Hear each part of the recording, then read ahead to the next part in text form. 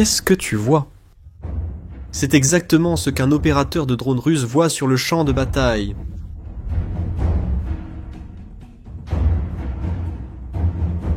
À travers cet écran pixelisé, il prépare sa prochaine attaque. Là, il est littéralement en train de chasser.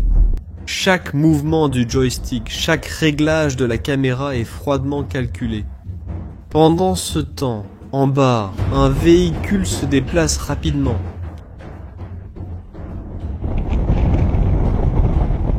Des soldats ukrainiens sont là, essayant de s'échapper, luttant pour leur vie. Pour l'opérateur, ce ne sont que des points sur un écran, des cibles à éliminer. Un clic, et tout peut se terminer pour eux. Putain.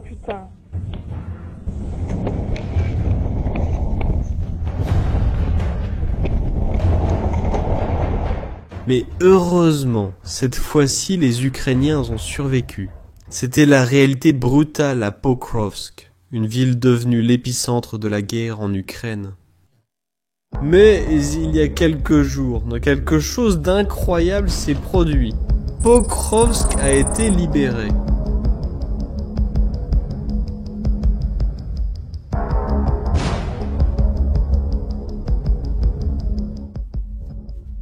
La Russie a tout perdu, absolument tout.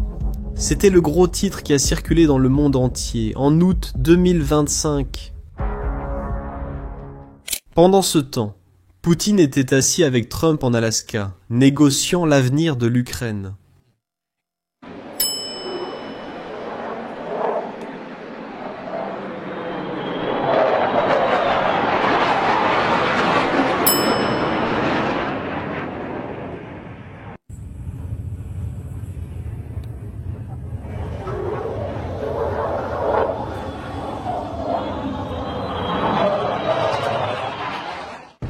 Et la vérité sur ce qui s'est réellement passé à Pokrovsk va te choquer. Parce que ce n'était pas une victoire totale. C'était l'une des batailles les plus dangereuses et complexes de la guerre moderne, où pour la première fois, des robots armés sont entrés dans un combat urbain. Et je vais te montrer pourquoi dans les prochaines minutes. Je ne sais pas si tu le sais, mais cette bataille a une importance gigantesque pour l'Ukraine. La raison, c'est que Pokrovsk n'est pas simplement une ville de plus sur la carte de l'Ukraine. Cette ville est ce que les militaires appellent un centre de gravité stratégique. C'est la principale artère logistique de l'Ukraine sur le front oriental. Des armes, des munitions, des fournitures et des renforts transitent par cette ville pour approvisionner les troupes ukrainiennes à Chassivyar, Kostiantynivka et d'autres positions critiques. Sans Pokrovsk, eh bien, ces défenses s'effondreraient rapidement. Elles tomberaient comme des dominos face à la Russie. Capturer Pokrovsk signifie contrôler 70% de la région de Donetsk, et cela servirait de plateforme pour attaquer les dernières forteresses ukrainiennes, à Kramatorsk et Sloviansk. Mais il y a quelque chose d'encore plus stratégique là-bas. À seulement 10 km de la ville se trouve la seule mine ukrainienne qui produit du charbon métallurgique, et ce matériau est essentiel pour l'industrie sidérurgique du pays. Mais, avec les combats qui se rapprochent, les opérations de la mine ont été suspendues en janvier de cette année. Comme vous pouvez le voir, cela représente un coût sévère pour l'économie de guerre ukrainienne. Maintenant, le moment où cette offensive russe a lieu n'est pas une coïncidence. Poutine a ordonné que les attaques s'intensifient précisément avant le sommet avec Trump, qui avait été fixé au 15 août en Alaska. L'objectif était clair. Il voulait créer des faits sur le terrain pour renforcer sa position à la table des négociations. Comme Zelensky lui-même l'a admis, la Russie voulait attirer l'attention des médias et démontrer sa force avant la rencontre. C'est la réalité brutale de la guerre moderne. Des villages sont conquis non seulement pour leurs valeurs militaires et stratégiques, mais aussi pour impressionner des publics à des milliers de kilomètres de là. Mais laisse-moi te dire quelque chose que les gros titres ne mentionnent pas. Le 22 juillet 2025, les forces russes ont percé les lignes ukrainiennes et sont entrées dans les limites de Pokrovsk, depuis la direction de Zvirov. Fin juillet et début août, l'offensive s'est intensifiée. Les Russes ont pris Proris et Seriivka, atteignant 16 km de Pokrovsk. Mais c'est entre le 8 et le 11 août que le véritable danger a commencé. Une grande percée russe a éclaté au nord de Pokrovsk. Les forces russes ont capturé Novokatsk, Tolstoï, Razin, Souketsk et Fedorivka. Entre le 11 et le 12 août, la percée s'est accélérée de façon spectaculaire. Des groupes de sabotage et de reconnaissance russes se sont infiltrés jusqu'à 15 à 17 km derrière les lignes ukrainiennes, ont capturé au moins 9 localités et ont menacé l'autoroute cruciale T515. La situation a été décrite comme chaotique, et pour obtenir cette avancée, la Russie n'a pas utilisé une offensive blindée classique. À la place, elle a appliqué ce que le commandant ukrainien Syrski a appelé une infiltration totale. De petits groupes d'infanterie exploraient les failles dans les lignes ukrainiennes mal défendues. Ces groupes évitaient les affrontements directs, s'infiltraient en profondeur, établissaient des points d'appui dans des sous-sols et des bois, et attendaient des renforts. Le chaos s'est rapidement installé, forçant les unités ukrainiennes à se replier pour éviter l'encerclement. Ici, il y a un détail très important. Cette tactique n'a été possible que parce que les Russes ont utilisé une nouvelle stratégie avec des drones. Ils ont d'abord attaqué les équipes de drones ukrainiennes avec des drones vus à la première personne et de reconnaissance. Ensuite, ils ont commencé à attaquer les camions de ravitaillement sur les routes menant au front.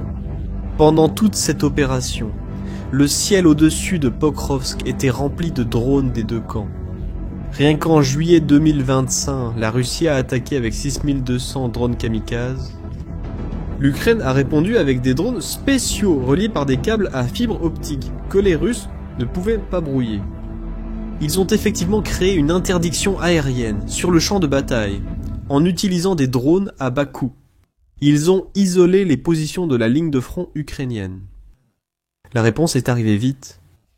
Le 12 août, l'Ukraine a envoyé ses unités d'élite, le tout nouveau premier corps Azov de la garde nationale, et la célèbre 93e brigade mécanisée Kolodny Yar. L'envoi de ces troupes d'élite montrait à quel point la situation était grave, et la contre-offensive ukrainienne a utilisé une stratégie assez simple en 2 étapes, appelée recherche et attaque. Dans la première étape, les unités de reconnaissance, utilisant des drones aériens et terrestres, localisèrent les groupes russes infiltrés, cachés dans des bâtiments, des bosquets et des ravins. À la deuxième étape, l'attaque arrivait. Une fois identifiés, ils étaient ciblés par des attaques coordonnées d'artillerie, de drones et de groupes d'assaut d'infanterie. Entre le 4 et le 16 août, l'opération ukrainienne a réussi à nettoyer et à reprendre, à reconquérir Rouski Rubijny, Novovodian, Petrovka, Vesely et Zoloty Kolodias. Le résultat a été dévastateur pour les Russes. En reprenant ces villages, les Ukrainiens ont coupé les groupes russes les plus avancés de leurs approvisionnements et renforts. Et c'est alors que c'est arrivé. Le 15 août, le 7e corps d'assaut aérien a déclaré Pokrovsk libéré des infiltrés russes. L'opération a montré quelque chose d'important. L'Ukraine est capable de s'adapter rapidement à de nouvelles menaces. Lorsque les Russes ont changé de tactique pour l'infiltration, les Ukrainiens ont développé une réponse adaptée en quelques jours seulement. Selon l'état-major ukrainien, les pertes russes entre le 4 et le 16 août ont été dramatiques. Les estimations font état de 910 morts, 335 blessés, 37 prisonniers, soit un total de 1282 pertes. Parmi les équipements perdus, on compte 8 chars, 6 véhicules blindés, 18 pièces d'artillerie, 103 véhicules et 91 drones. Mais voici où l'histoire devient vraiment intéressante.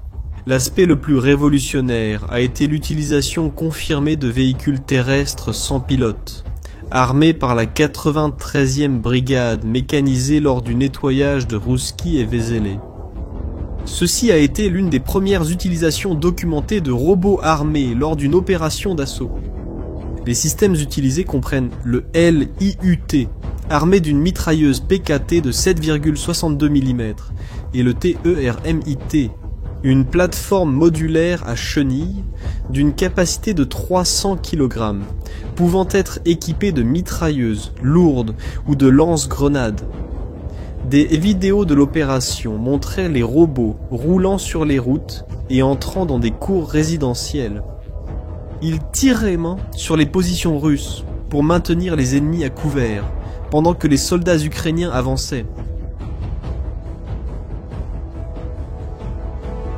Ce n'est pas seulement une innovation tactique, c'est aussi une nécessité stratégique. Le problème est simple, l'Ukraine n'a pas assez de soldats pour défendre toutes les positions.